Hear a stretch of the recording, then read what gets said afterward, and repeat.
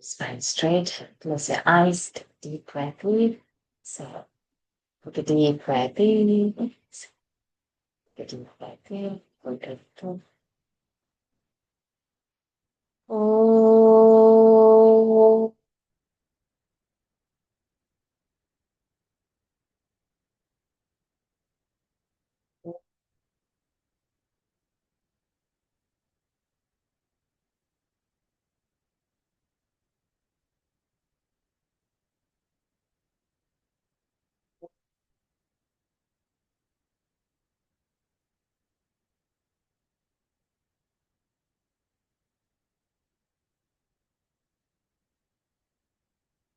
ॐ श्री गणेशाय नमः। ॐ श्री सरस्वत्यै नमः। ॐ श्री गुरुभ्यो नमः।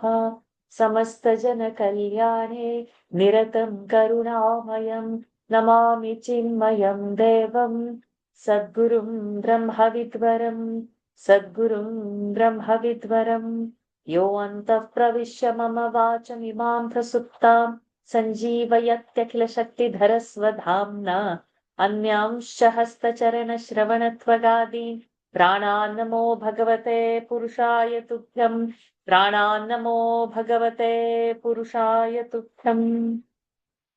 ॐ नमो भगवते वासुदेवाय। शुक्लाम्बरधरं विष्णुं शशिवर्णं चतुर्भुजं प्रसन्नवदनं ध्यायेत् सर्वविघ्नोपशान्तये। ईश्वरः परमः कृष्णः सच्चिदानन्दविग्रहः अनादिरादिर्गोविन्दः सर्वकारणकारणं कृष्णं नारायणं वन्दे कृष्णं वन्दे व्रजप्रियम् कृष्णं द्वैपायनं वन्दे कृष्णं वन्दे प्रभासतं सच्चिदानन्दरूपाय विश्वोत्पत्त्यादिहेतवे तापत्रय विनाशाय श्रीकृष्णाय वयं नुमः। रमापतिपदाम्भोज परिस्फुरति मानसं सेनापतिमहं वन्दे विश्वक्सेनं निरन्तरम् प्रह्लाद नारद पराशर पुण्डरीक व्यासं वरीश शुक शौनक भीष्मदाल्भ्यान् रुक्माङ्गदार्जुन वसिष्ठ विभीषणादीन् पुण्यानि मान् परमभागवतान् स्मरामि। ॐ नमो भगवते वासुदेवाय। जन्माद्यस्य यतोऽन्वयादितरतः चार्थेष्वभिज्ञस्वराट् तेने ब्रह्महृदाय आदिकवये मुह्यन्ति यत्सूरयः तेजो वारिमृदाय यथा विनिमयः यत्र त्रिसर्गो मृषा धाम्ना स्वेन सदा निरस्तकुहकं सत्यं परं धीमहि धर्मः प्रोज्झितकैतवोऽत्र परमः निर्मत्सराणां सतां वेद्यं वास्तवमत्र वस्तु शिवदं तापत्रयोन्मूलनम्। श्रीमद्भागवते महामुनिकृते किं वा परैरीश्वरः सद्यो हृद्यवरुध्यते कृतिभिः शुश्रूषुभिस्तत्क्षणात् निगमकल्पतरोर्गलितं फलम् शुकमुखादमृतद्रवसंयुतं पिबत भागवतं रसमालयम् मुहुरहो रसिका भुवि भावुकाः यं प्रव्रजन्तमनुपेतमपेतकृत्यं द्वैपायनो विरहकातरमाजुहाव पुत्रेति तन्मयतया तरवोऽभिनेदुः तं सर्वभूतहृदयं मुनिमानतोऽस्मि यस्वानुभावमखिलश्रुतिसारमेकम् अध्यात्मदीपमतितितीर्षतान्तमोघम् संसारिणां करुणयाः पुराणगुह्यं तं व्याससूनुमुपयामि गुरुं मुनीनां नारायणं नमस्कृत्य नरं चैव नरोत्तमं देवीं सरस्वतीं व्यासं ततो जयमुदीरयेत् कृष्णाय वासुदेवाय देवकीनन्दनाय च नन्दगोपकुमाराय गोविन्दाय नमो नमः।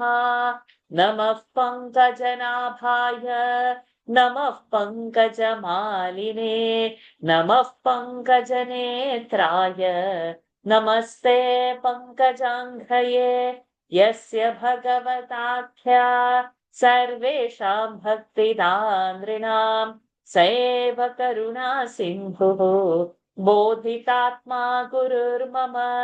तस्मै श्री वासुदेवाय धरणीसुररूपिणे गुरुवायुपुरेशाय तुभ्यं श्रीगुरवे नमः। शङ्खचक्रगदा पद्मधारिणे गुरुरूपिणे गुरुवायुपुरेशाय वासुदेवाय ते नमः। संसारसागरे मग्नं दीनं मां करुणानिधे कर्मग्राहगृहीताङ्गं मामुद्धर भवार्णवात्।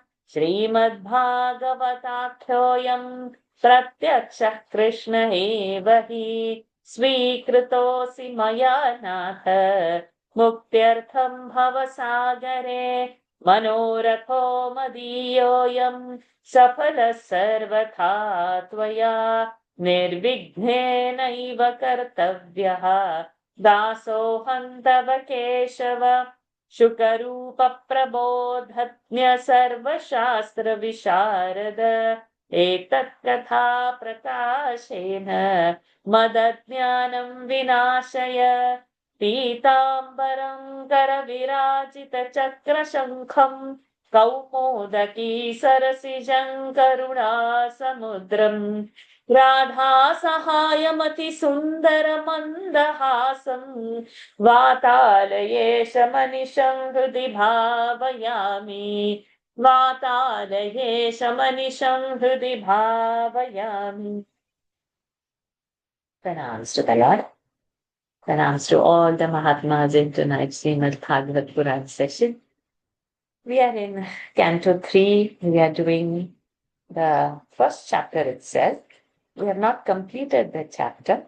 We have seen the meaning until verse 35, but I had not chanted from 26 to 35. So first we will chant that. And good to see you, Manu. Welcome. So Manuela,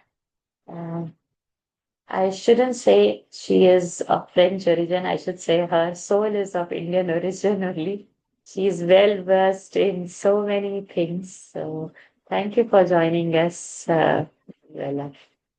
Thank you to welcoming me. Thank you, Dr. Vasha. So happy. So happy to have you. It's So, a- do you have Bhagavatam in front of you? Do you have the text in front I'm of you? just searching for it. I will Okay. find. Okay, fair enough. Otherwise, I'm not prepared to, but otherwise, I'll share one link with you to see the verses. And you would read Devanagari, right? Or not yet? You are doing, right? A little bit. Yes, fair enough. So then, let me see if I can give you maybe the book images I'll post later, but tentative verses to give you just again.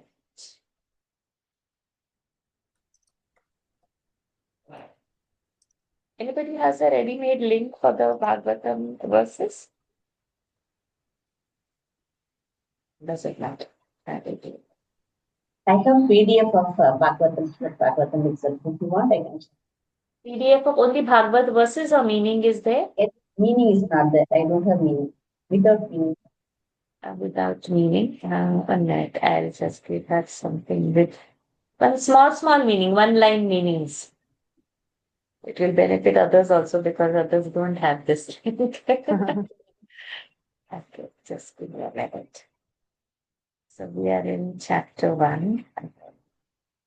Chapter 1, 26 to 35. Yeah. So the English text we are not following from this. English text we are following from Gita Press Gorakhpur, Manu. So for now, you use this site. Everybody will also get benefited because of you. Where small meanings are written. Okay.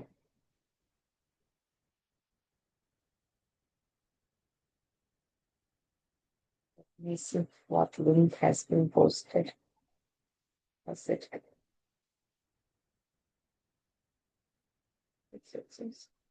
Yeah. If you open the link, are you landing in Canto 3, Chapter 1?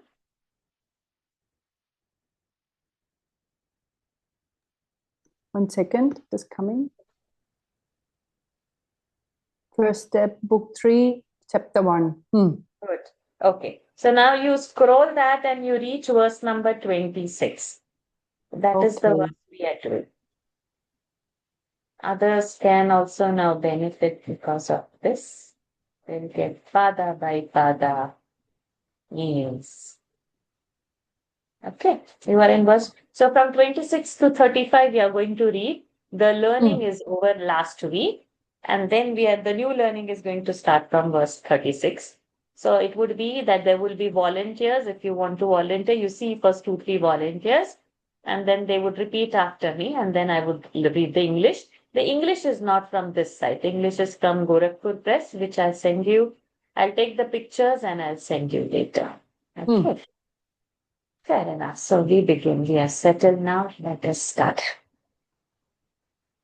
कच्चित् पुराणौ पुरुषौ स्वनाभ्यपाद्मानुवृत्तेः किलावतीर्णौ आसातौर्व्याः कुशलं विधाय कृतक्षणौ कुशलं शूरगेः कच्चित् कुरूणां परमः सुरन्नः भामः स आस्ते सुखमङ्गशौरिः यो वै स्वश्रूणां पितृवद् ददाति वरान् वदान्यो वरतर्पणेन कच्चिद्वरूथाधिपतिर्यदूनां प्रद्युम्न आस्ते सुखमङ्गवीरः यं रुक्मिणी भगवतोऽभिलेभे आराध्य विप्रान् स्मरमादिसर्गे कच्चित् सुखं सात्वत वृष्णिभोजदाशार्हकाणामधिपः आस्ते यमभ्यषिञ्चच्छतपत्रनेत्रः नृपासनाशां परिहृत्य दूरात्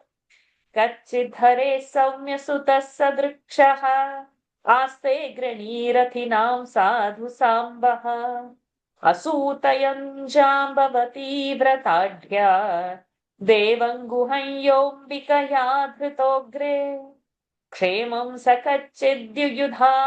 युयुधान आस्ते यः फाल्गुनालब्धधनुरहस्यः लेभेञ्जसाधोक्षजसेवयैव गतिं तदीयां यतिभिर्दुरापाम् कच्चिद्बुधस्वस्त्ययनमीव आस्ते श्वफल्कपुत्रो भगवत्प्रपन्नः यः कृष्णपादाङ्कितमार्गपांसुषु अचेष्टत प्रेम विभिन्नधैर्यः कच्चिच्छिवन्देवकभोजपुत्र्या विष्णुप्रजाया इव देवमातुः या वै स्वगर्भेण दधार देवम् त्रयी यथा यज्ञवितानमर्थम् अपि स्विदास्ते भगवान् सुखं वः यः सात्वतां कामदुघो निरुद्धः यमामनन्ति स्म शब्दयोनिम् मनोमयं सत्त्वतुरीयतत्त्वम् अपि स्विदन्ये च निजात्मदैवम् अनन्यवृत्त्या समनुव्रताये हृदीकसत्यात्मजचारुदेष्ण गदादय स्वस्ति चरन्ति सौम्य. So we finished till here last week. Now we start from verse 36. Volunteers, please raise your hands. Rajamma, we start with you. Number 36. Api swadorбhyam vijayachutabhyam. अपि स्वदोर्भ्यां विजयाच्युताभ्यां धर्मेण धर्मः परिपाति सेतुम्. धर्मेण धर्मः परिपाति सेतुम् दुर्योधनोतप्यत यत्सभाया. दुर्योधनोतप्यत सभायाम् साम्राज्यलक्ष्म्या विजयानुवृत्त्या साम्राज्यलक्ष्म्या विजयानुवृत्त्या किं वा कृताघ्येष्वघमत्यमर्षि किं वा कृताघ्येष्वघमत् किं वा कृताघ्येष्वघमत्यमर्षि कृताघ्येष्वघमम् कृताघ्येष्वघमत्यमर्षि भीमो हि वद्दीर्घतमं व्यमुञ्च भीमो हि दीर्घतमं व्यमुञ्चत् यस्याङ्घ्रिपातं रणभूर्नसेः यस्याङ्घ्रिपातं रणभूर्णसेः मार्गङ्गदायाश्चरतो विचित्रम् मार्गं गदायाश्चरतो विचित्रम् कच्चिद्यशोधारथयूथपाना कच्चिद्यशोधारथयूथपानाम् गाण्डीवधन्वोपरतारितास्ते गाण्डीवधन्वो परतारिरास्ते अलक्षितो यच्छरकूटगूढः अलक्षितो यच्छरकूटगूढः मायाकिरातो गिरिशस्तुतोष मायाकिरातो गिरिसस्तुतोषा Do these three. चलरि Yes. अपि स्वदोभ्यां विजयाच्युताभ्यां धर्मेण धर्मः परिपाति सेतुं दुर्योधनोऽतप्यत यत्सभायां साम्राज्यलक्ष्म्या विजयानुवृत्त्या किं वा कृते किं वा कृते किं वा कृता घेष्वघमत्यमर्षि किं वा कृताघेष्वघमत्यमर्षि भीमो हि वद्दीर्घतमं व्यमुञ्चत् यस्याङ्घ्रिपातं रणभूर्णसेः मार्गं गदायाश्चरतो विचित्रम् कच्चिद्यशोधारथयूथपानां गाण्डीवधोन्वपरतारिरास्ते अलक्षितो यच्छरकूटगूढः मायाकिरातो गिरिसस्तुतोषा Continue. यमावुतस्वित्तनयौ पृथायाः यमावुतस्त्वित्तनयौ पृथायाः पार्थैर्वृतौ पक्ष्मभिरक्षिणीव पार्थैर्वृतौ पक्ष्मभिरक्षिणीव द्रेमात उद्दाय मृधे स्वरिक्थम् रेमात उद्दाय मृधे स्वरिक्थम्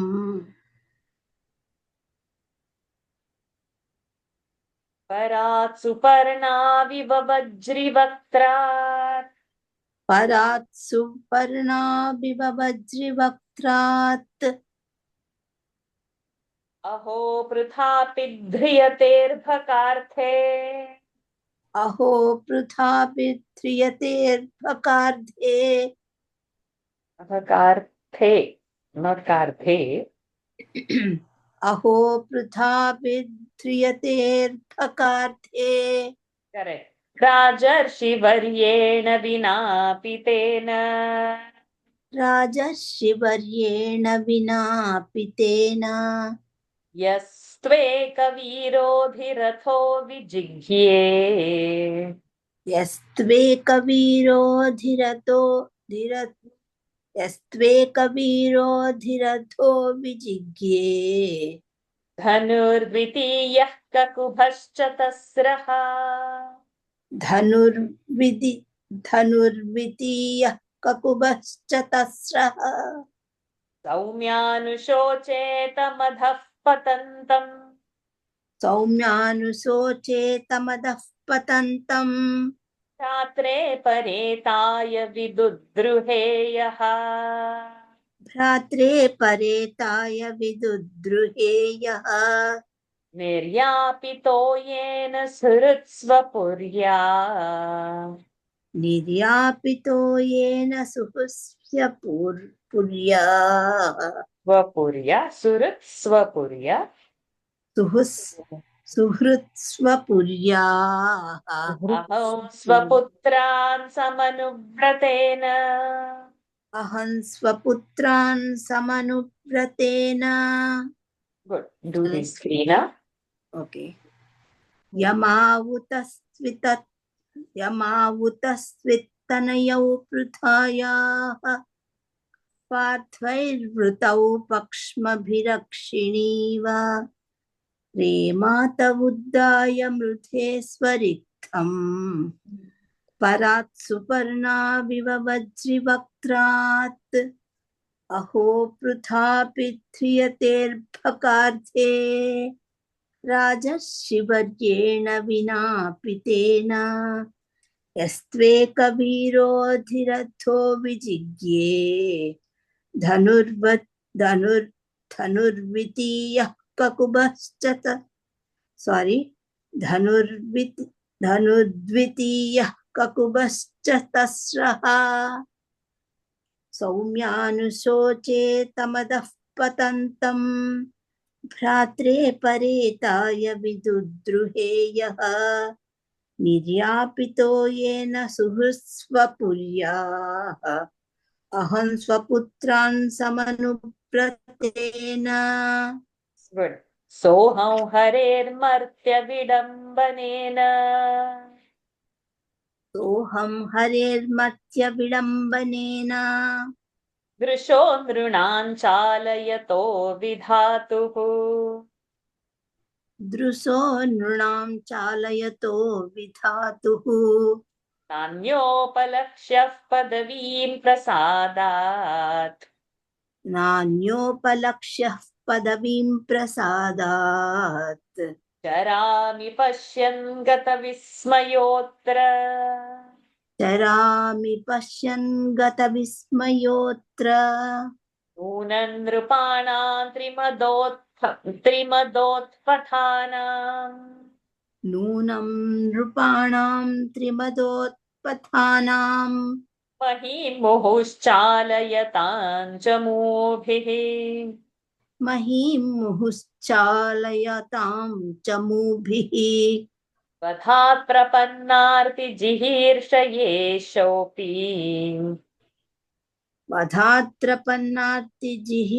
वधात्रपन्नार्तिजिहीर्षयेषोऽपि उपैक्षताघं भगवान् कुरूणाम् उपैक्षताघं भगवान् कुरूणाम् अजस्य जन्मोत्पथनाशनाय अजस्य जन्मोत्पथनाशनाय कर्माण्यकर्तुर्ग्रहणाय पुंसाम् कर्माण्यकर्तुर्ग्रहणाय पुंसाम् तन्वन्यथा कोऽर्हति देहयोगम् नन्वन्यथा कोऽर्हति देहयोगम् परो गुणानामुत कर्मतन्त्रम् परो गुणानामुत कर्मतन्त्रम् तस्य प्रपन्नाखिललोकपानाम् तस्य प्रपन्नाखिललोकपानाम् अवस्थितानामनुशासने स्वे अवस्थितानामनुशासने स्वे अर्थाय जातस्य यदुष्वजस्य अर्थाय जातस्य यजुष्वजस्य वार्तां सखे कीर्तयतीर्थकीर्तेः वार्तां सखे कीर्तयतीर्थकीर्तेः ॐ तत्सत् इति श्रीमद्भागवते महापुराणे ॐ तत्सत् इति श्रीमद्भागवते महापुराणे पारमहंस्यां संहितायां पारमहंस्यां संहितायां तृतीयस्कन्धे तृतीयस्कन्धे विदुरोद्धवसंवादे प्रथमोऽध्यायः। हरि ओम् तत्सत्। विदुरोद्भवसंवादे प्रथमोऽध्यायः हरि ओम् तत्सत्. Yes. Okay, I'm From repeating. 42 onwards. Soham Harer Martya. Okay. सोऽहं हरेर्मत्य विडम्बनेन दृशो नृणां चालयतो विधातुः नान्योपलक्ष्यः पदवीं प्रसादात् चरामि पश्यन् गतविस्मयोऽत्र नूनं नृपाणां त्रिमदोत्पथानां महीं मुहुश्चालयतां च मूभिः वधात् प्रपन्नार्तिजिहिश्च येषोऽपि उपैक्षताघं भगवान् कुरूणाम् अजश्च जन्मोत्पथनाशनाय कर्माण्यकर्तुर्ग्रहणाय पुंसाम् नन्वन्यथा कोऽर्हति देहयोगम् परो गुणानामुत कर्मतन्त्रम् तस्य प्रपन्नाखिललोकपानाम् अवस्थितानामनुशासने स्वे अर्थाय जातस्य यदुष्वजस्य वार्तां सखे कीर्तयतीर्थकीर्तेः ॐ तत्सत् इति श्रीमद्भागवते महापुराणे पारमहंस्यां संहितायां तृतीयस्कन्धे विदुरोद्भवसंवादे प्रथमोऽध्यायः हरिः ओम्. हरिः ओम्. Hari Om Tatsat. Vidurodhava, you are saying. It is Vidurodhava. Samvada ओहो between Vidura Vidura and and Uddhav. Uddhava. So Sorry. Vidurodhava Samvade. It's not Bhava, it's Vidurodhava. The विदुरोद्धव. Samvada between Vidura and Uddhava. Okay, got it. Sorry, So just Vidurodhava chant that Tritiya Samvade. Skandhe. Start from Tritiya Skandhe. तृतीयस्कन्धे विदुरोद्धवसंवादे प्रथमोऽध्यायः हरि ओम् तत्सत्. Excellent. Thank you, Ma. Manu, in the group, again, I have posted one scanned pages. I've quickly scanned from where I'm going to read the meaning. That would be the first page and the next chapter, which we are going to do after this chapter. So the meaning is read. The English is from that. So you are getting that PDF. Now you can use this PDF. Would you open it? Okay, so we are seeing those meanings now. Thus, King Yudhishthira, who is virtue personified, protect the law according to the principles of righteousness with the help of his two arms, Vijaya, Arjuna, and Achyuta, Lord Shri Krishna. Yudhishthira, at the sight of whose imperial fortune and attendant glory in the court built by Maya, the architect of demons, Duryodhana burnt with jealousy. This was in verse 36. Has Bhima, who is most relentless like a serpent, given up his long-standing grudge against those who wronged him, that is the Kauravas, Bhima, who tread the earth, Bhima, whose tread the earth could not bear as he moved about on the battlefield, revolving his mace in a variety of ways while actually engaged in fight. Third, is Arjuna, the wielder of the Gandiva bow, the most renowned of the leading car warriors, now at peace with his enemies, having subdued or destroyed them all? Arjuna, who won the pleasure of Lord Shiva, disguised as Kirata hunter beyond all recognition by hiding him with a volley of his arrows.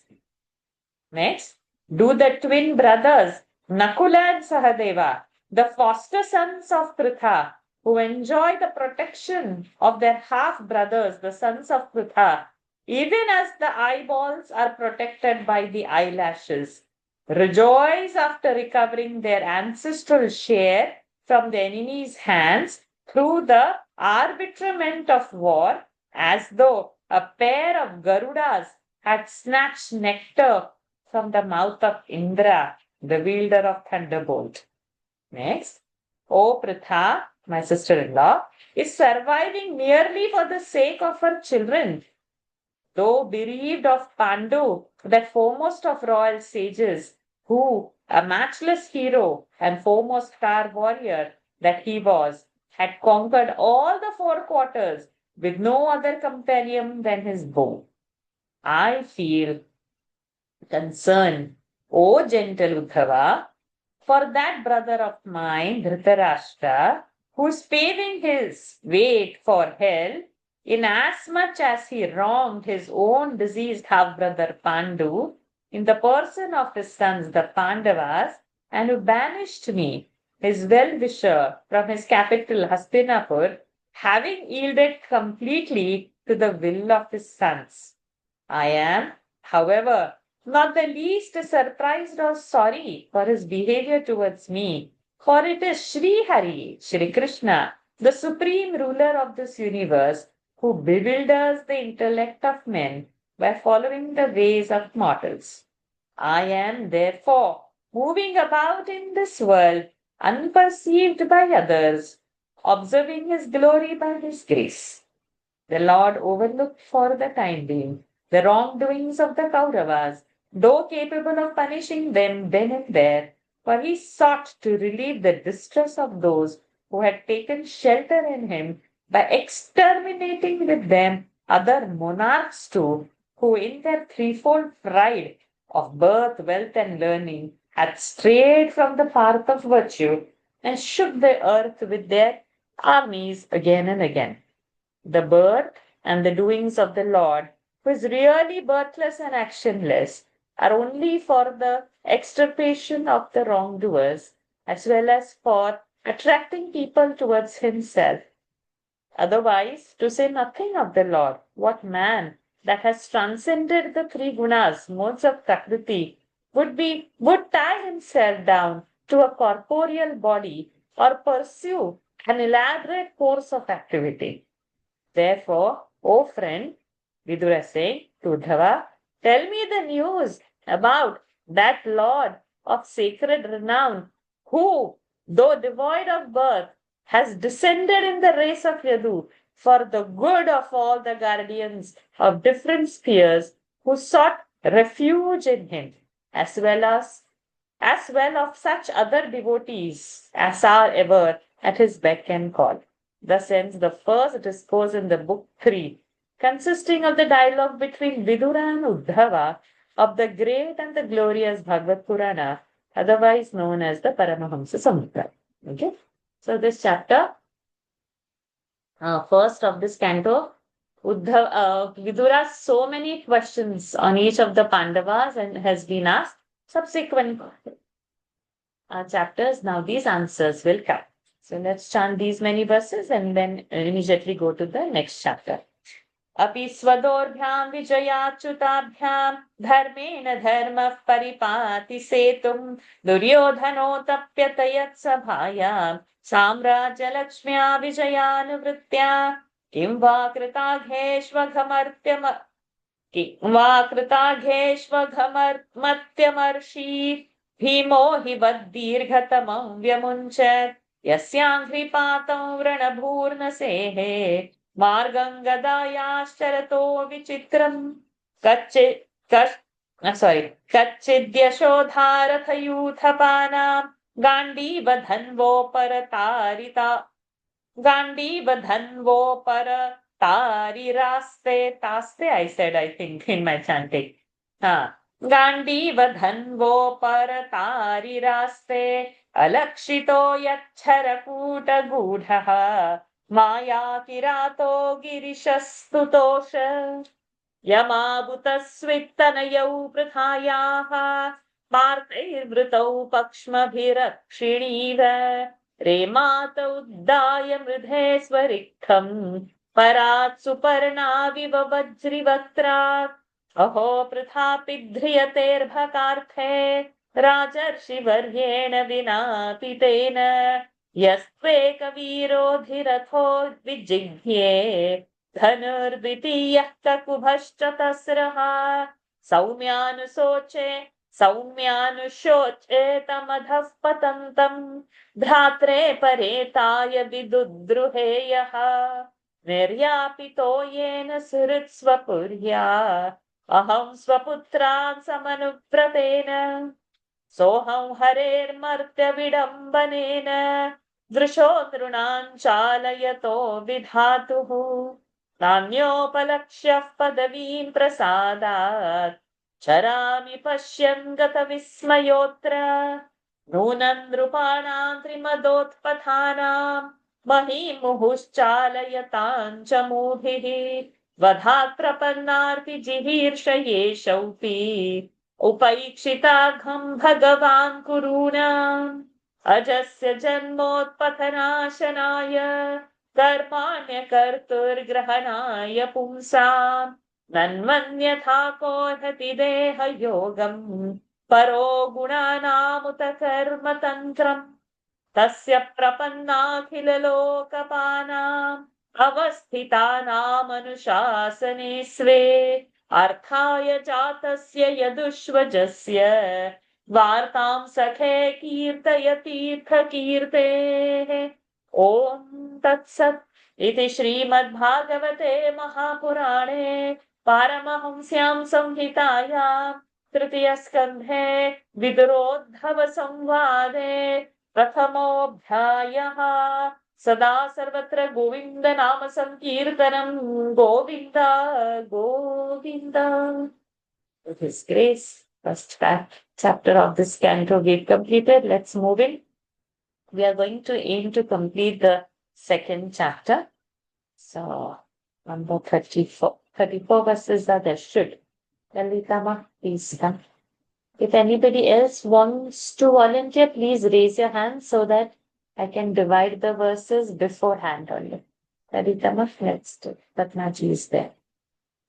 Okay, fair enough. Let's start it. Atha Dvitiyodhyaya Uddhava recounts the childish sports of the Lord.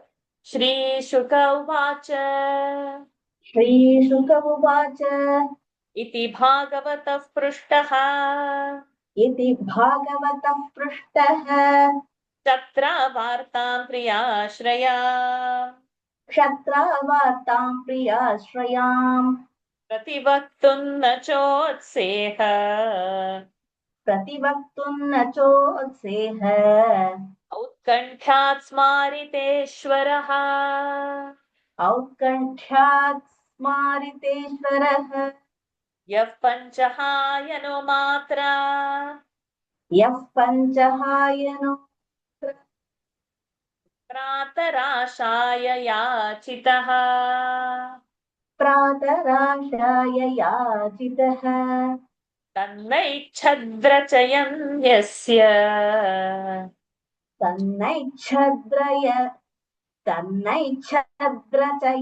यस्य सपर्यां बाललीलया सपर्यां बाललीलया स कथं सेवया तस्य स कथं सेवया तस्य कालेन जरसङ्गतः कालेन जरसङ्गतः पृष्टो वार्तां प्रतिब्रूयात् पृष्टो वार्तां प्रतिब्रूयात् भर्तुः पादावनुस्मरन् धर्तुः पादावस्मरन् न मुहूर्तमभूतूष्णीम् समुहूर्त Sorry, yes, Samuha. I said no, I think so. Samuhurtamabhuttushnim. समुहूर्तमभूतूष्णीम् Bhuttushni bhudirgha.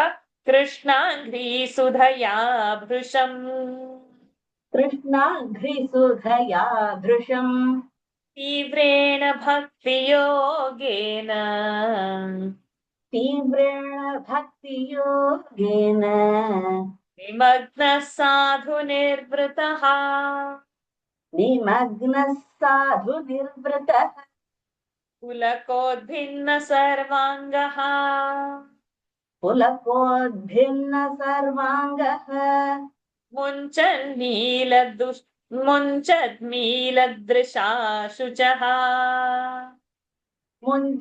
मुञ्चन्मीलदृशा शुचः पूर्णार्थो लक्षितस्तेन पूर्णार्थो लक्षितस्तेन स्नेहप्रसरसम्प्लुतः स्नेहप्रसरसम्प्लुतः शनकैर्भगवल्लोकात् ending क्षणकैर्भगवल्लोका त्रिलोकं पुनरागतः त्रिलोकं पुनरागतः विमृज्य नेत्रे विदुरम् विमृज्य नेत्रे विदुरम् प्रत्याहोद्धव उत्स्मयन् प्रत्याहोद्धव उत्स्मयन् श्रीशुक उवाच इति भागवतः पृष्टः क्षत्रावार्तां प्रियाश्रयाम् प्रतिवक्तुं न चोत्सेह औत्कण्ठ्यात् स्मारितेश्वरः यः पञ्चहायनोऽत्र प्रातराशाय याचितः तन्नच्छद्रचयन् यस्य सपर्यां बाललीलया सकथं सेव्या कालेन जरसङ्गतः पृष्टो वार्तां प्रतिब्रूया भर्तुः पादावनुस्मरन् समहूर्तमभुत्तूष्णीम् कृष्णाघ्रिसुधया भृशम् तीव्रेण भक्तियोगेन निमग्नः साधु निर्वृतः पुलकोद्भिन्न सर्वाङ्गः पुलकोद्भिन्न भिन्न पुलकोद्भिन्न सर्वाङ्गः मुञ्चन्मीलदृशा शुचः पूर्णार्थोल्लक्षितस्तेन स्नेहप्रसरसम्प्लुतः क्षणकैर्भगवल्लोक त्रिलोकं पुनरागतः विमृज्य नेत्रे विदुरम् प्रत्याहोद्धव उत्स्मयन्. Vishuka continued, thus asked the news relating to his beloved Sri Krishna, that great devotee of the Lord Uddhava, was put in mind of his Lord and was too overwhelmed with emotion to utter a word in reply. While engaged in worshipping the Lord in his childish play, even as a body of 5, Uddhava felt no inclination even to have his breakfast in spite of his mother's call. Having grown grey in his service by flux of time, how could he answer Vidura's query regarding his Lord, his thought being fixed on his feet? Completely immersed in the nectar flowing from the lotus-like feet of Sri Krishna and transported with the joy through intense devotion, he remained mute for nearly an hour. The hair stood erect all over his body, and tears burst forth from his closed eyes. Seeing him overpowered with a flood of affection, Vidura came to know that he had realized the object of his life.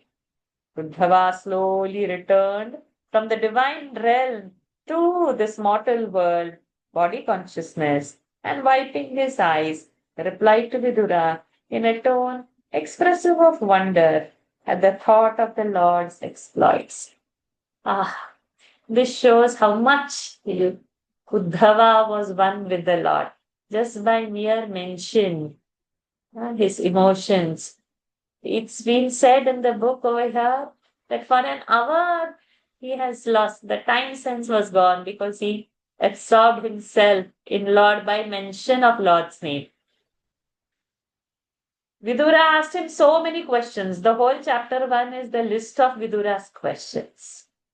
And when he's mentioning Krishna's name, Uddhava has no other thing than he's just one with the Lord. He's got horripilations, he's got tears in his eyes, and he's lost sense of time. When the time freezes and we are one with something, that's the time when we are with the Lord. We have had glimpses of this so many times in our life that we lose a sense of time. We lose that moment when we are engrossed in something. We have to just bring the Lord in between. In our favorite work, it happens. We don't know. If somebody likes to paint, somebody likes to play music, sing bhajan, or whatever. Do whatever in the work. Time frame is lost when we become one with that object on what we are working. So in the worldly experience we get like this, when we have to just convert that object of our attention to the Lord, then it is Uddhava. So now Uddhava is going to reply to all what Vidura has asked. श्रीशुक उवाच इति भागवतः पृष्टः क्षत्रावार्तां प्रियाश्रया प्रतिवक्तुं न चोत्सेह औत्कण्ठ्यात् स्वारितेश्वरः यः पञ्चहायनो मात्र प्रातराशाय याचितः तन्नैच्छद्रचयन् यस्य सपर्यां बाललीलया स कथं सेवया तस्य कालेन जरसङ्गतः कृष्णो वार्तां प्रतिब्रूह्यात् भर्तुपादावनुस्मरन् स मुहूर्तमभूत् तूष्णीं कृष्णाङ्घ्रिसुधया भृशम् तीव्रेण भक्तियोगेन निमग्नः साधु निर्वृतः पुलकोद्भिन्न सर्वाङ्गः मुञ्चन् नीलदृशा शुचः पूर्णार्थो लक्षितस्तेन स्नेहप्रसरसम्प्लुतः शनकैर्भगवल्लोकात् नृलोकं पुनरागतः विमृज्य नेत्रे विदुरं प्रत्याहोद्धव उत्स्मयन्. Nrulokam Punaragataha. He came back into this world. He was in a realm of Lord and he comes back. That phrase is very good. Continue. Uddhava Uvacha Uddhava Uvacha Krishnadyumaninim Loche. Krishnadyumaninim Loche. Did I say Krishna? Krishnadyumaninim Loche. Krishnadyumaninim Loche. Girneshvajagarenaha. Girneshvajagarenaha. Kinnunah kushalam bruyam. Kinnunah kushalam bruyam. Gatashrishu griheshvaham. Gadasrishu griheshvaham. Durbhago batalokoyam. Durbhago batalokoyam. Yadavo nitaramapi. Yadavo nitaramapi. Ye samvasanto na viduhu. Ye samvasanto na viduhu. Harim meena ivodupam. Harimina rupam. Ingitadnya purupraudhaha. Give visarga. Okay. Ingitagnyah purupraudhaha. Eka ramascha satvataha.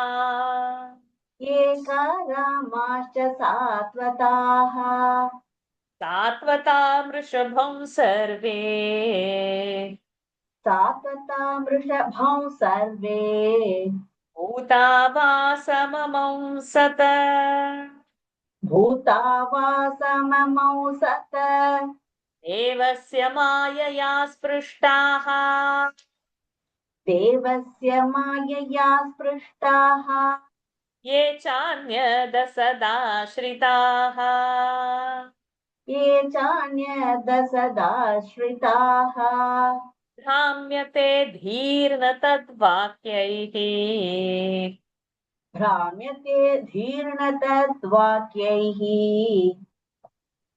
आत्मन्युक्तात्मनो हरौ आत्मन्युक्तात्मनो हरौ प्रदर्शया तप्ततपसामवितृप्त प्रदर्शया तप्ततपसाम् प्रदर्शया प्रदर्शया तप्ततपसाम् तप्ततपसाम् प्रदर्शया तप्ततपसाम् अवितृप्तदृशान् नृणाम् अवितृप्तदृशान् नृणाम् आदायान्तरधाद्यस्तु आदायान्तरधात्यस्तु स्वबिम्बं लोकलोचनम् सबिम्बलोकलोचन यन्मर्त्यलीलौपैकं स्वयोगमाया बलं दर्शयता गृहीतम् यन्मर्त्यलीलौपैकं स्वयागो यन्मर्त्यलीलौपैकं स्वयोगमाया बलं I दर्शयता didn't hear you. I didn't hear in between my. Say again. यन्मर्त्यलीलौपैकं स्वयोगमाया बलं दर्शयता गृहीतम् विस्मापनं स्वस्य च सौभगर्धेः विस्मापनं स्वस्य च सौभगर्धेः परं पदं भूषणाङ्गम् परं पदं भूषणाङ्गम् उद्धव उवाच कृष्णद्युमणिं लोचे गीर्णेष्वजगरेणः किन्नु नः कुशलं ब्रूयम् गतश्रीषु गृहेष्वः दुर्भगो बदलोकोऽयं यदवो नितरामपि येषां वसन्तो न विदुः हरिं मीनायपम् इङ्गितज्ञाः पुरप्रौढाः एकारामाश्च सात्वताः सात्वता वृषभं सर्वे भूतावासमंसः देवस्य मायया स्पृष्टाः यचान्यदसदाश्रिताः भ्राम्यते धीर्णतत्वाक्यैः आत्मन्युक्तात्मनो हर प्रदर्शया प्रदर्शया तप्ततपसाम् अवितृप्तदृशान् नृणाम् आदायान्तरधाद्यस्तु सबिम्बल्लोकलोचनम् यन्मर्त्यलीलौपैकं स्वयोगमाया बलं दर्शयता गृहीतम् विस्मापनौ स्वस्य च विस्मापनौ स्वस्य च सौभगर्धेः विस्मापनौ स्वस्य च सौभगर्धेः परं पदं भूषणाङ्गम्. Thank you, Nilkama. Uddhava said, the sun in the shape of Shri Krishna having set, our homes of blighted splendor have been devoured by the python of time. What shall I say then about our welfare? Alas, unfortunate is this world, and more so the Yadus, who lived with Sri Hari and yet could not recognize him, even as the fish did not identify the moon. The Sattvatas could read the mind of another through external gestures, were highly intelligent, and lived and sported with him at one and the same place. Yet they accounted him the abode of all beings, the foremost of the Yadavas alone. The intellect, however, of a man who has bestowed his heart on Sri Hari, his own self, cannot be misguided by the disrespectful slanderous words of those Yadus and others who are deluded by Lord's own Maya, or those who harbor animosity against him. Having shown his divine form to men who had practiced no penance, he has now screened it from their view, even though their eyes were not sated, and thus robbed them from their very sight, as it were, since they have nothing worth seeing left with them.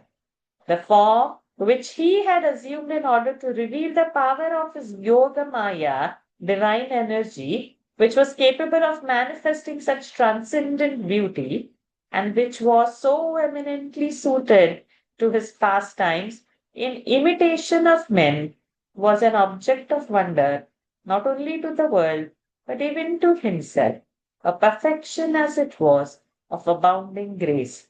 It was a form whose limbs added to the charm even of ornaments. Ha.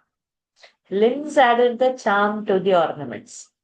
And we add ornaments so that our limbs look beautiful. That is the difference. Uddhav उवाच कृष्णद्युमणिनिम्लोचे गिरिणेष्वजगरेणः इन्नुनः कुशलं ब्रूयाम् गतश्रीषु गृहेष्वहम् दुर्भगो बत लोकोऽयम् यदवो नितरामपि ये संवसन्तो न विदुः हरिं मीनायुवोडुपम् इङ्गितज्ञाः पुरुप्रौढाः एका रामाश्च सात्वताः सात्वता वृषभं सर्वे भूता वा सममं सत देवस्य मायया स्पृष्टाः ये चान्यदसदाश्रिताः भ्राम्यते धीर्न तद्वाक्यैः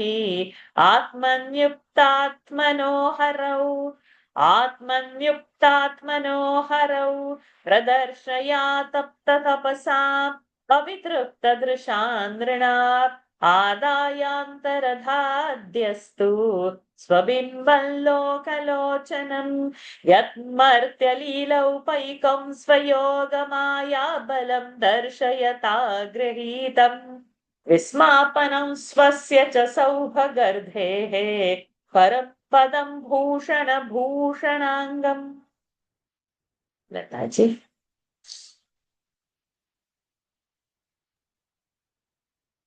Number 30. Yadharmasunor Rajaसूये.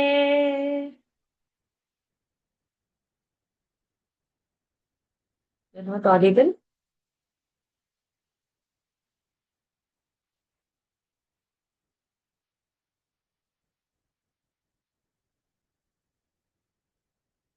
You're not audible. We can see your lips move. I can see your mic is unmute, but you are no sound is coming. Okay, you figure out this. I'll take Padmaji first, but you figure out. Maybe you need to log out and come in or something. So just try that. Padmaji, please come over. Yadharmasunor यद्धर्मसूनोर्बतराजसूये निरीक्ष्य दृक्स्वस्त्ययनं त्रिलोकः निरीक्ष्य दृक्स्वस्त्ययनं त्रिलोकः कार्त्स्न्येन चाद्येह गतं विधातुः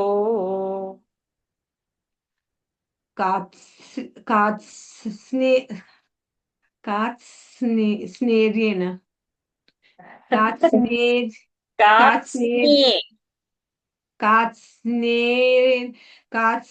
no snye. Ye should also come. Sa half, na half. And repa also. So kartsnye.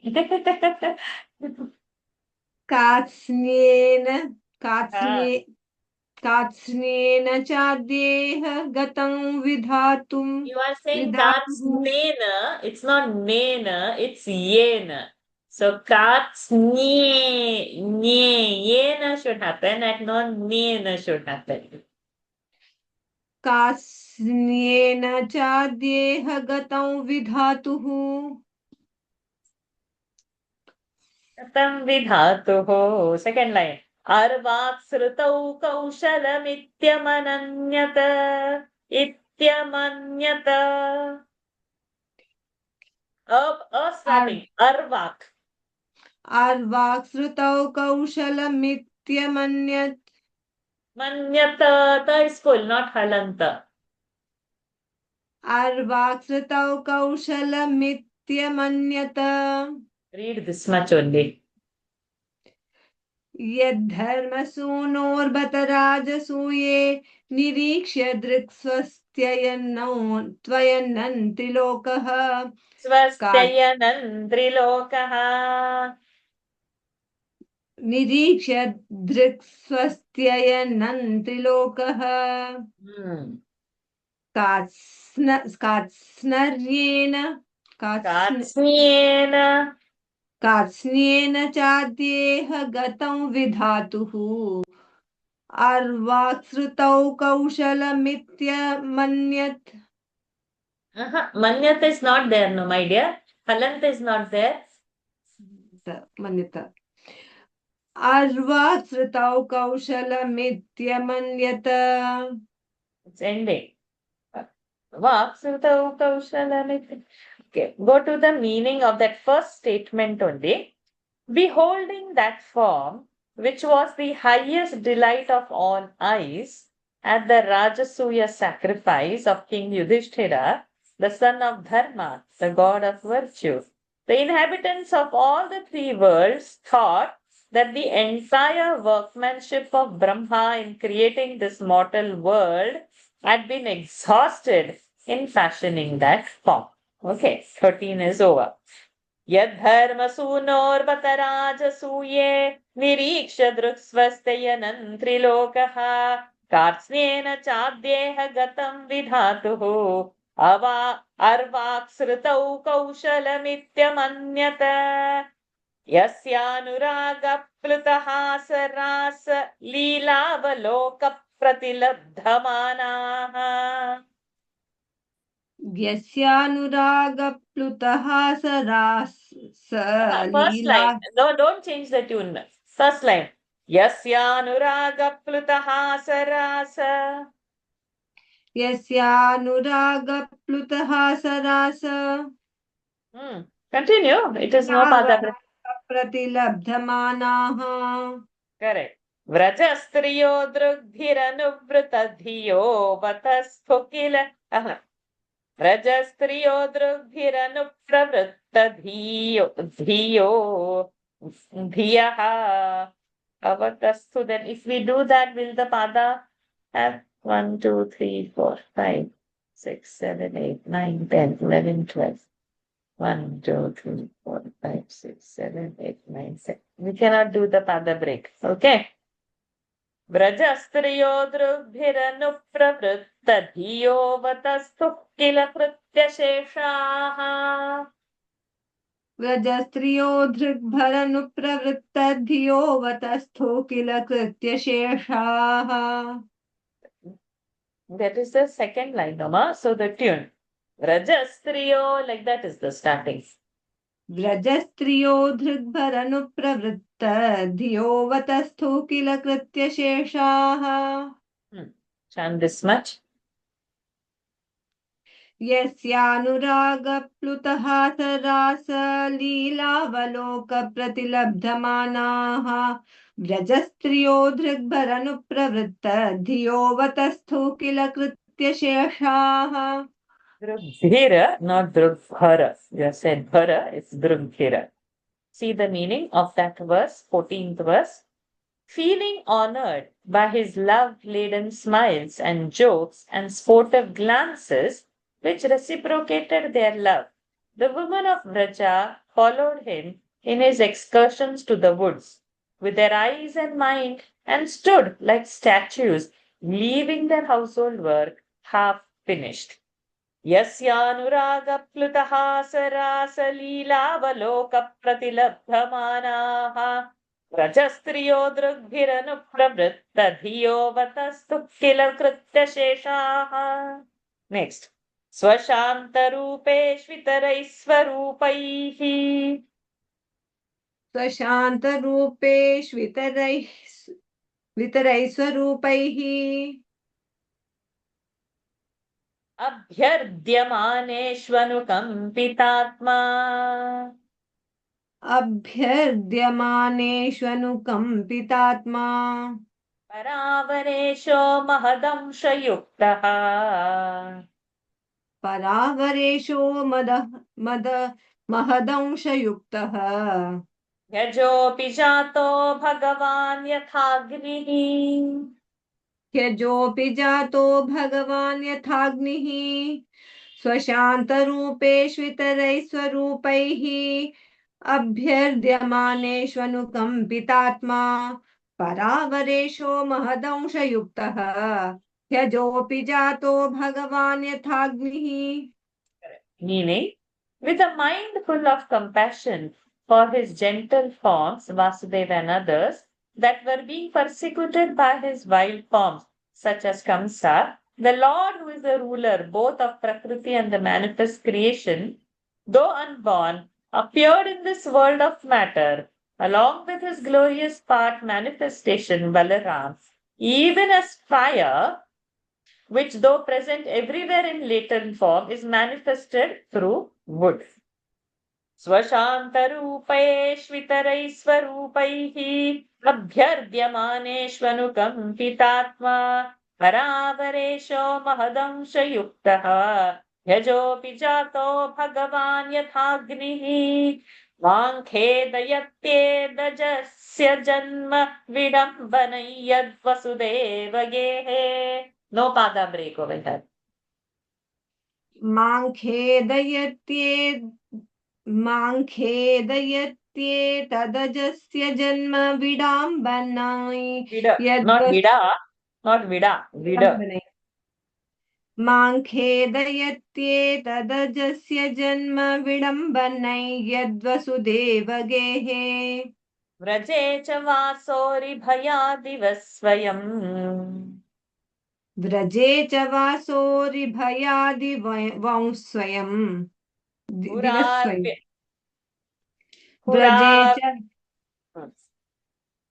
व्रजे च वासोरिभयादिवः स्वयम्. Don't change the tune. Don't change the tune. व्रजे च वासोरिभयादिवः स्वयम् व्रजे च वासोरिभयादिवः स्वयम् पुराद्यवात्सीद्यदनन्तवीर्यः पुराद्यवात्सीद्यदनन्तवीर्यः माङ्खेदयत्येतदजस्य जन्म विडम्बनै यद्वसुदेव गेहे व्रजे च वासोरिभयादिवः स्वयम् पुराद्यवात्सीद्यदनन्तवीर्यः. That he who is unborn should assume the appearance of being born in the house of Vasudev and dwell in Raja as if for fear of the enemy Kamsa, and that he who is possessed of infinite prowess should himself flee the city of Mathura, sacred as its were by Kalayavana, puzzles me as sometimes irreconcilable with his divinity. माङ्खेदयत्येदजस्य जन्म विडम्बनै यद्वसुदेव गेहे व्रजे च वासोरिभयादिवः स्वयं पुराद्यवात्सीद्यनन्तवीर्यः. So Uddhava is telling of the one who is unborn is born in Vasudeva's house. The one who is knower of everything, who is all Shakti, all powerful, is running away from Mathura. So all this Uddhava is just narrating. But all this is from Maya. We know all the story. But Just that point, we should think over that. Next. Dunoti chetas smarato mamaitad दुनोति चेत् स्मरतो ममैतत् यदाह पादावभिवन्द्य पित्रोः यदाह पादावभिवन्द्य पित्रोः ताताम्बकं साधुरुशङ्कितानाम् ताताम्बकं साधुरुशाङ्कितानाम् Shanki is not there. Shankitana. ताताम्बकं साधुरुशङ्कितानाम्. Don't change the tune. So if you'll do it with the flow, it will be nice. The momentum will be kept. ताताम्बकं साधुरुशङ्कितानाम् ताताम्बकं साधुरुशङ्कितानाम्. प्रसीद तन्नो कृतनिष्कृतीनाम् प्रसीद तन्नो कृतनिष्कृतीनाम्. दुनोति चेत् स्मरतो ममैतत् यदाह पादावभिवन्द्य पित्रोः ताताम्बकं साधुरुशङ्कितानाम् प्रसीद तन्नो कृतनिष्कृतीनाम्. My mind is filled with agony as I recall what he said to his parents, Vasudeva and Devaki, bowing at their feet. Dear father and mother, being in great dread of Kamsa, we, Balram and myself, failed to render any service to you, repay our debt to you. Therefore, be pleased to forgive us.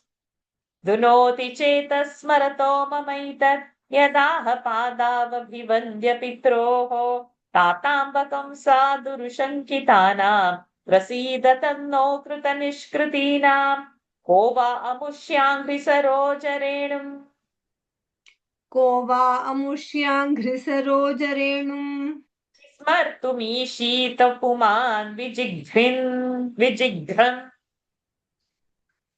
विस्मर्तुमीशीतपुमान् विजिघ्रन् यो विस्फुरद्भ्रूविटपेन भूमेः यो विस्फुरद्भ्रूविटपेन भूमेः भारं कृतान्तेन तिरश्चकार भारं कृतान्तेन तिरश्चकार को वा अमुष्याङ्घ्रिसरोजरेणुम् विस्मर्तुमीशीतपुमान् विजिघ्रन् यो विस्फुरद्भ्रूविटपेन भूमेः भारं कृतान्तेन तिरश्चकार.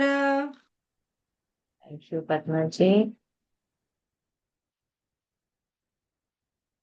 Having inhaled the fragrance of the dust of his lotus feet, what man can ever forget it, remembering that he is the same Lord who removed the earth's burden by the mere play of his arched eyebrows, which represents the god of death.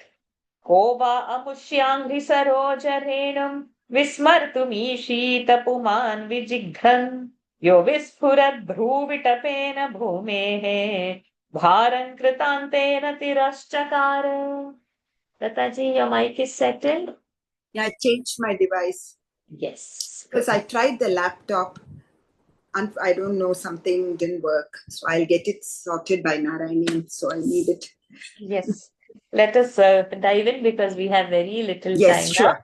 Yeah, we'll finish. Try. now. We'll do till the end and then you chant it all together. 6 Sure. verses all together. Drishta bhavadbhirnanurajasuye Drishta bhavadbhu drishta bhavadbhirnanu rajasuye Chaidyasya Krishnan Vishatopi Siddhihi chaidyasya krishnan vishatopi siddhihi Yan yoginas samspruhayanti samyak ya yoginas samspruhayanti samyak Yogena kastadviraham saheta yogena kastadviraham saheta Tathaiva chanye naraloka viraha tathaiva chanye naralokaviraha Ya ahave Krishna mukharavindam ya have krishna mukharavindam नेत्रैः पिबन्तो नयनाभिरामम् नेत्रैः पिबन्तो नयनाभिरामम् पार्थास्त्रपूताः पदमापुरस्य पार्थास्त्रपूताः परमापुरस्य पद not para पार्थास्त्रपूताः पदमापुरस्य स्वयं त्वसाम्यातिशयस्त्र्यधीशः स्वयं त्वसाम्यातिशयस्त्र्यधीशः स्वराज्यलक्ष्म्याप्तसमस्तकामः स्वराज्यलक्ष्म्याप्तसमस्तकामः बलिं हरिद्भिश्चिरलोकपालैः बलिं हरिभिश्चरलोकपालैः चिर बलिं हरिद्भिश्चरलोकपालैः चर not charama chira ओ चिर ओ बलिं हरिष्भिः नो बलिं हरिष्भिश्चिरलोक not harish harad ओ हर या बलिं चिरलोकपालैः किरीटकोट्येडितपादपीठः किरीटकोट्येडितपादपीठः दत्तस्य कङ्कैर्यमलं भृतान्नः ततस्तस्य कैङ्कर्यमलं भृतान्नः विग्लापयत्यङ्गयदुग्रसेनम् विग्लापयन्त्यङ्गयदुग्रसेनम् तिष्ठन्निषण्णं परमेष्ठिधिष्णे तिष्ठन्निषण्णं परमेष्ठिधिष्ण्ये न्यबोधयद्देव निधारयेति न्यबोधयद्देव निधारयेति अहोबकीयं स्तनकालकूटम् अहो बकीयं स्तनकालकूटम् जिघांसया पायददप्यसाध्वी जिघांसया पाययदप्यसाध्वी लेभे गतिं धातृचितान्ततोऽन्यम् लेभे गतिं धात्र्युचितान्ततोऽन्यम् संवादयालुं शरणं व्रजेम कं वा दयालुं शरणं व्रजेम मन्ये सुरान् भागवतां स्त्र्यधीशे मन्ये सुरान् भागवतां स्त्र्यधीशे सौरम्भमार्गाभिनिविष्टचित्ता संरम्भमार्गाभिनिवेष्टचित्तान् ये संयुगे चक्षततार्क्ष्यपुत्रम् ये संयुगे चक्षततार्क्ष्यपुत्रम् अंसे सुनाभ्यायुधमापतन्तम् अंसे सुनाभायुधमापतन्तम् You want me to do all the 6 okay, 19 onwards yeah. दृष्ट्वा भवद्भिर्ननुद्राजसूये चैद्यस्य कृष्णं द्विषतोऽपि सिद्धिः या योगिनः सम्पृहयन्ति सम्यक्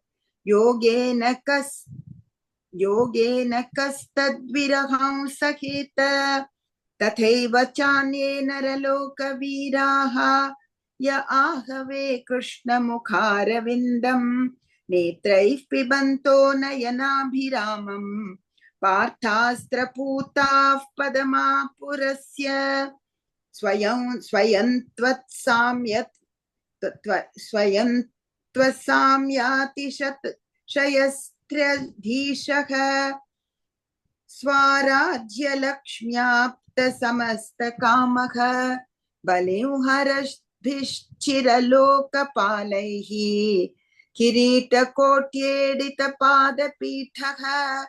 तत्तस्य कैङ्कर्यमलम्भृतानः विग्लापयन्त्यङ्कं विग्लापयन्त्यङ्गं Glapayathyanga. विग्लापयत्यङ्गयदुग्रसेनं तिष्ठन्निषण्णं परमेष्ठिधिष्ण्ये न्यबोधह्ये न्यबोधयद्देव न्यबोधयद्देव निधारयेति अहो बकीयं स्तनकालकूटं जिघांसया पाययदप्यसाध्वी लेभे गतिं धात्र्युचितान्ततोऽन्यं कं वाप्दयालुं शरणं व्रजेम मन्ये सुरान्वा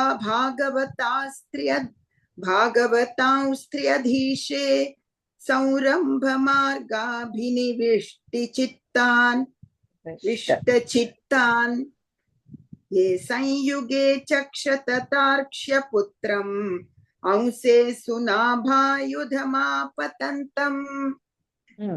You must have seen with your own eyes the consummation, oneness with the Lord, attained by Shishupala, the king of Chedi, who hated Sri Krishna. A consummation which even yogis, ascetics long to attain through the efficient practice of yoga. Who could bear separation from such a benign Lord? Similarly, such other heroes of this mortal world, as were killed in action during the Mahabharata war by the missiles discharged by Arjuna, son of Pritha, while drinking with the cup of their eyes the nectar of Sri Krishna's lotus-like countenance, which ravished all eyes, attained to his supreme abode. Himself the Caesarean Lord of all the three worlds, he is equalled by none, much less surpassed by anybody, and has all his desires satiated by virtue of his own supremely blissful character. Me, his very footstool is adored by the eternal guardians of the various spheres of the crest of their diadems, while offering their presents tributes to him. Standing before Ugrasena, who sat on his royal throne, he submitted, "My lord, listen to my prayer." That he should thus behave like a servant confounds us. He slaves to the utmost degree, dear Vidura. Oh, even that impious woman Putana, the sister of demon Baka, who suckled him at her breast, which was daubed by most deadly poison with intent to kill him, got him in return the destiny appropriate to foster mother. Is there anyone so merciful whom we should resort to for protection other than him? I consider even those demons as devotees of the Lord, who had fixed their mind on the Lord of the three worlds through anger, one animosity, and who beheld on the battlefield Garuda, son of sage Kashyapa, swooping on them, with Lord Vishnu, the wielder of discus, Sudarshana, mounted on his back. दृष्टा भवद्भिर्ननुराजसूये चैद्यस्य कृष्णं विशतोऽपि सिद्धिः यां योगिनः संस्पृहयन्ति सम्यक् योगेन कस्तद्विरहं सहेत तथैव चान्ये नरलोकवीराः य आहवे कृष्णमुखारविन्दं नेत्रैः पिबन्तो नयनाभिरामम् पार्थास्त्रपूताः पदमापुरस्य स्वयं त्वत्साम्यातिशयस्त्र्यधीशः स्वाराज्यलक्ष्म्याप्तसमस्तकामः बलिं हरद्भिश्चिरलोकपालैः किरीटकोट्येडितपादपीठः तत्तस्य कैङ्कर्यमलम्भृतान्नः विग्लापयत्यङ्गयदुग्रसेनं तिष्ठन्निषण्णं परमेष्टिधिष्णे न्यबोधयद्देव निधारयेति अहो बकीयं स्तनकालकूटं जिघांसया पायददप्यसाध्वी रेभे गतिं धातृचितां ततोऽन्यं कं वा दयालुं शरणं व्रजेम मन्ये सुरान् भागवतां स्त्र्यधीशे संरम्भमार्गाभिनिविष्टचित्तान् ये संयुगे चक्षततार्क्ष्यपुत्रम् अंसे सुनाभ्यायुधमापतन्तम्. We have very little time. We'll try. Vasudevasya devakyam Vasudevasya devakyam jato bhojendra bandhane jato bhojendra bandhane चिकीर्षुर् भगवानस्याः चिकीर्षुर् भगवानस्याः समजेनाभियाचितः क्षमजेनाभियाचितः ततो नन्दव्रजमितः ततो नन्दव्रजमितः पित्रा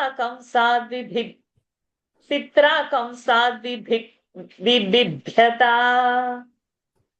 पित्रा कंसाद् बिभ्यता एकादश समास्तत्र एकादश समास्तत्र गूढार्चिः सबलोऽवसत् गूढार्चिः सबलो वसत् परीतो वत्सपैर्वत्सान् न एण्डिङ्ग् ओके परीतो वत्सपैर्वत्सान् चारयन् व्यहरद्विभुः चारयन् व्यहरत् विभुः यमुनोपवने कूजत् यमुने पवने कूजत् यमुनेनो यमुनो ओ या यमुनोपवने कूजत् द्विजसङ्कुलिताङ्घ्रिपे द्विजसङ्कुलिताङ्घ्रिपे कौमारीं दर्शयंश्चेष्टाम्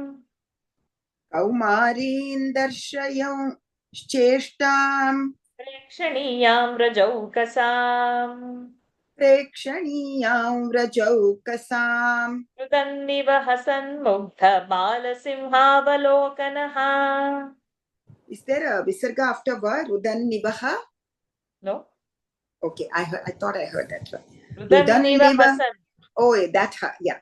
Rudannivahasan mugdhabala simhavalokanah स एव गोधनं लक्ष्म्या sa eva godhanal lakshmya निकेतं सितगोवृषम् niketam sita govrisham चारयन्ननुगान् गोपान् charayannanugan gopan रणद्वेणुररीरमत् ranadvenurariramat प्रयुक्तान् भोजराजेन prayuktan bhojarajena कामरूपिणः मायिनः कामरूपिणः लीलया व्यनुदत्तांस्तान् लीलया व्यनुदत्तांस्तान् बालः क्रीडनकानिव बालः क्रीडनकानिव विपन्नान् विषपानेन विपन्नान् विषपानेन गृह्य भुजगाधिपम् निगृह्य भुजगाधिपम् स्थाप्यापाययद्गावः उत्थाप्यापाय गावः गाव उत्थाप्यापाय यद्गावः तत्तोऽयं प्रकृतिस्थितम् तत्तोऽयं प्रकृतिस्थितम् अयायजद्गोसवेन अयाजयद्गोसवेन गोपराजन् द्विजोत्तमैः गोपराजन् द्विजोत्तमैः वित्तस्य चोरुभारस्य वित्तस्य चोरुभारस्य ईर्षन् सद्वय चिकित्सन् सद्व्ययं विभुः चिकीर्षन् सद्वयं विभुः सद्वयं विभुः वर्षतीन्द्रे व्रजः कोपात् वर्षतीन्द्रे व्रजः कोपात् भग्नमानेति विह्वलः भग्नमानेति विह्वलः गोत्रलीलात्तपत्रेण गोत्रलीलातपत्रेण रातो भद्रानुगृह्णता त्रातो भद्रानुगृह्णता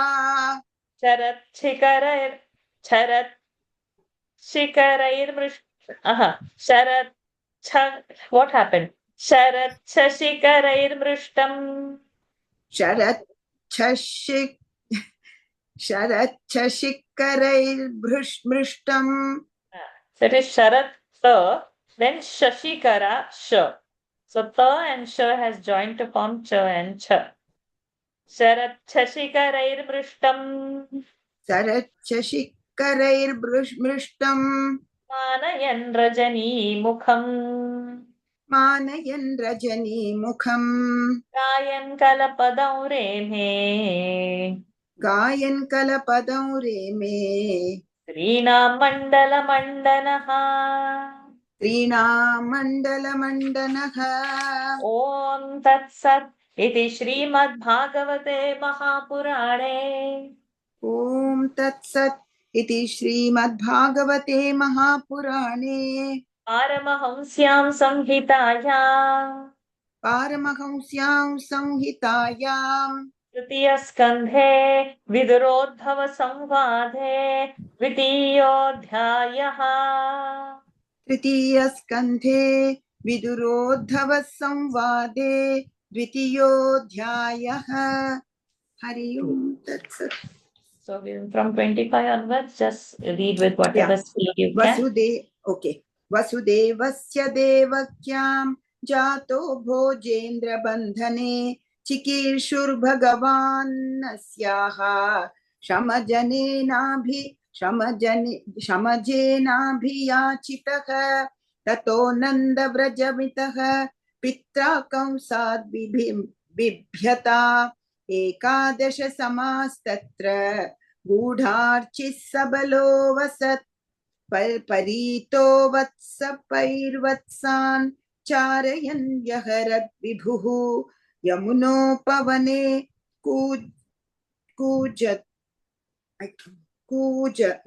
यमुनोपवने कूजत् विजत्सङ्कुलिताङ्घ्रिपे कौमारीं दर्शयंश्चेष्टां प्रेक्षणीयां व्रजौकसां रुदन्निव हसन् मुग्धबालसिंहावलोकनः स एव गोधनलक्ष्म्या निकेतं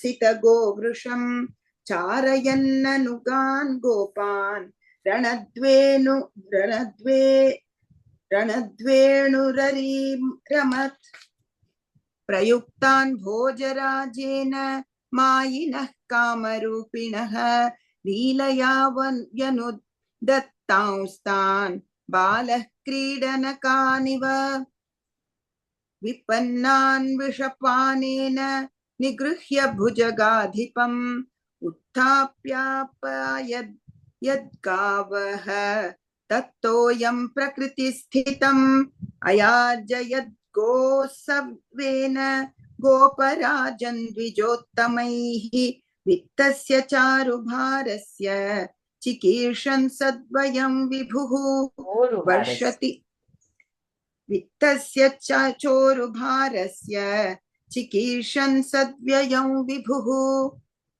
वर्षतीन्द्रे व्रजः कोपात्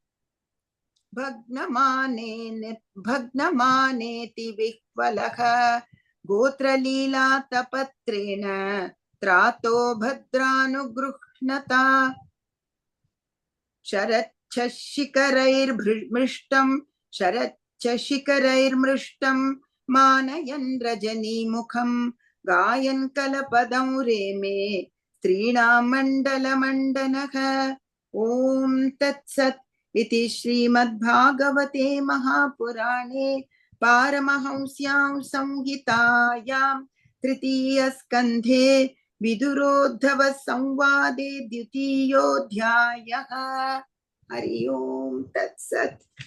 Thank you, Lataji. Very nicely done. In order to bring relief to this earth, the Lord was born of Vasudeva and Devaki in the prison house of Kamsa, the chief of Bhojas, in response to the prayer of Brahma, the unborn. Having been removed there from to Nanda's Braja by his father Vasudev, who was terribly afraid of Kamsa, he lived there with Balrama, his elder brother, for 11 years, concealing his glory from the outside world. In the grove on the bank of Yamuna, the trees of which were swarmed by the wobbling birds, the Lord sported in the midst of cowherd boys grazing calves. He showed childish gestures that were pleasing to the sight of the inhabitants of Vraja, sometimes seeming to weep, sometimes appearing to laugh, and sometimes gazing innocently like a lion cub. As he grew a little older, the same Lord took to grazing white bulls and cows that were embodiments of splendor and entertained with music of his flute the cowherd boys that accompanied him. Meanwhile, he dispatched in mere sport all those demons sent by Kamsa who were skilled in Maya, conjuring tricks, and who assume any form they like, even as child would smash up its playthings. Having tamed and expelled Kalia, a leader of serpents, he revived the cows as well as the cowherds that had fallen dead by drinking the poisoned water of Yamuna and rendered it possible for them to drink its water, which had now regained its purity. In order to make the best use of the abundant riches of the possession of Nanda, as also to curb the pride of Indra, the Lord persuaded him to perform, with the help of the best of Brahmanas, sacrifice in which cows are worshipped. Lest Vidura, when Indra, who was enraged at the interruption of his worship, poured down torrential rains on the land of Raja, the Lord protected the inmates of Raja that were much agitated by holding up the Govardhana held like a strong umbrella over them, and thus showed his grace to them. Making the most of the evenings bright with the rays of the autumnal moon, he sang in melodious strains and revelled in the midst of the bevy of young women, gracing them by his presence. Thus ends the second discourse in the book 3, consisting of a dialogue between Vidura and Uddhava of great and glorious Bhagavata Purana, otherwise known as Paramahamsa Samhita. So Lord's pastimes have been recollected over here on Vraja, what had happened for 11 years. Vasudev, we have time? Yeah, I'll race it off. Vasudev, because daily Gita happens, usual time is India time 6:45. Only on Friday, because of this class, it is at 7:45. So we start with chapter 1 on Monday and we end at chapter 18 on Sunday, and then it keeps on going. Third year is going on. Daily the Gita happens. Okay. So we are rushing for that because Singapore gets 10:15 and we can't delay that even beyond them. That's it. वसुदेवस्य देवक्यां जातो भोजेन्द्रबन्धने चिकीर्षुर्भगवानस्याः शमजेनाभियाचितः ततो नन्दव्रजमितः पित्रा कंसाद्विबिभ्यत एकादश समास्तत्र गूढार्चिस्वबलोऽवसत् परीतो वत्सपैर्वत्सान् चारयन् व्यहरद्विभुः यमुनोपवने कूजत् द्विजसङ्कुलिताङ्घ्रिपे कौमारीं दर्शयंश्चेष्टां प्रेक्षणीयां व्रजौकसां हृदं निवहसन् मुग्धबालसिंहावलोकनः स एव गोधनं लक्ष्म्या निकेतं सितगोवृषं चारयन्ननुगान् गोपान् रणद्वेणुररीरमत् प्रयुक्तान् भोजराजेन मायिनः कामरूपिणः लीलया व्यनुदत्तांस्तान् बालः क्रीडनकानिव विपम्नान् विषपानेन निगृह्य भुजगाधिपम् उत्थाप्यापाययद्गावः हस्तोऽयं प्रकृतिस्थितम् अयाजयद्गोसवेन गोपराजन् द्विजोत्तमैः वित्तस्य चोरुभारस्य चिकीर्षन् सद्व्ययं विभुः वर्षतीन्द्रे व्रजः कोपात् भग्नमानेति विह्वलः गोत्रलीलातपत्रेण त्रातो भद्रान् गृह्णता शरच्छशीकरैर्मृष्टं मानयन् रजनीमुखं गायन् कलपदं रेमे स्त्रीणां मण्डलमण्डनः ॐ तत्सत् इति श्रीमद्भागवते महापुराणे पारमहंस्यां संहितायां तृतीयस्कन्धे विदुरोद्धवसंवादे द्वितीयोऽध्यायः हरि ओम् तत्सत् Om Purnamadah Purnamidam Purnat Purnamudachyate Purnasya Purnamadaya Purnamevavashishyate. Om Shanti Shanti Shanti.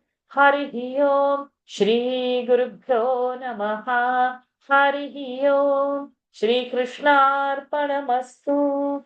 सदा सर्वत्र गोविंद नाम संकीर्तनम. गोविंद गोविंद नारायण अखिल गुरो भगवन् नमस्ते. With his immense kripa, we have completed the second chapter also in the third canto. Third chapter will be again continuing lots of different leelas. What he has shown is this is Uddhava telling Vidura what he has seen directly, experienced directly. So see you all on next. Next Friday won't be the chapter 3. Next Friday is our summary day. Chapter 2, what has happened, that summary will happen. It will start at 6:30 India time, not at 6 o'clock. Today we started early to complete last week's balance portion and still we are running. Never mind. Hari Om everyone. Thank you for joining. Hari Om. Thank you so Hari Om. much. Hari Hari Om. Om. Varshaji, thank you. Thank you. Thank you, Varshaji. Thank you. Hari Om. Sir. Hari Om. Hari Om. Hari Om.